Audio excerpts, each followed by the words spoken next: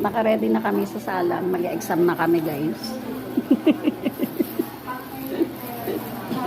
Kaya ang haba ng pila. Iba pa yung pila sa labas. Pipila ka pa dito, standby. Tapos tatawag lang ng 5-5 pagka natapos yung talagang nagsusulat na doon. Doon sa kabila yung talagang magsusulat siya. Grabe. Pero at least, napaka-smooth naman. Kasi, tahimik naman. Pila-pila ka nga, no? Pila-pila balde. Nakaboto na ba ang lahat? Kami waiting here. Pero dapat ano yun, no?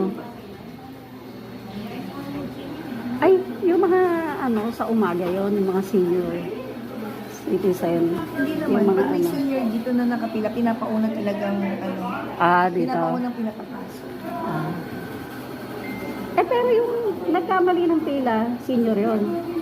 Hindi, para siyang ano, nakapilad man mahaba, tapos parang umaalis din sa pila. Pero hindi siya senior. Dapat, Senior. kasi kung senior siya, pwede siyang pumila dun, ay sumingit dun sa pupuntahan niya. Di ba nagkamali siya ng pila Yung dito? isa nagkamali. Oo. Pila-pila siya, oh. Ngayon, pipila na naman siya ng ano doon, umpisa. Kawawa naman. Baka pwede nang isingit yun, yung ganon. Tapos lahat pumili. Oo.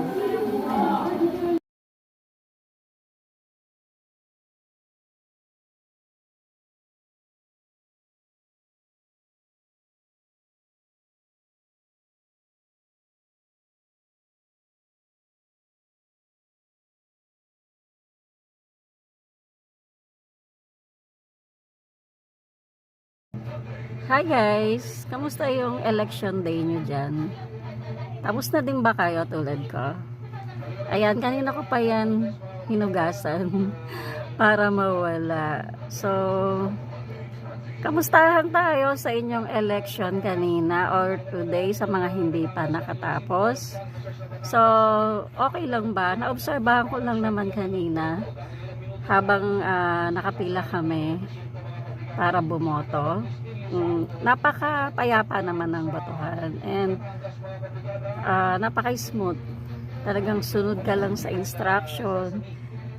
Mahaba yung pila, tiis lang, pero nung bandang huli, mabilisan na tayo agad nung natapos na kasi 5-5 yung magsusulat. Bali yung mga nag-aantay, habang nag-aantay nakaupo. Yan. Maganda yung sistema nila ngayon. Hindi ganun ka stress.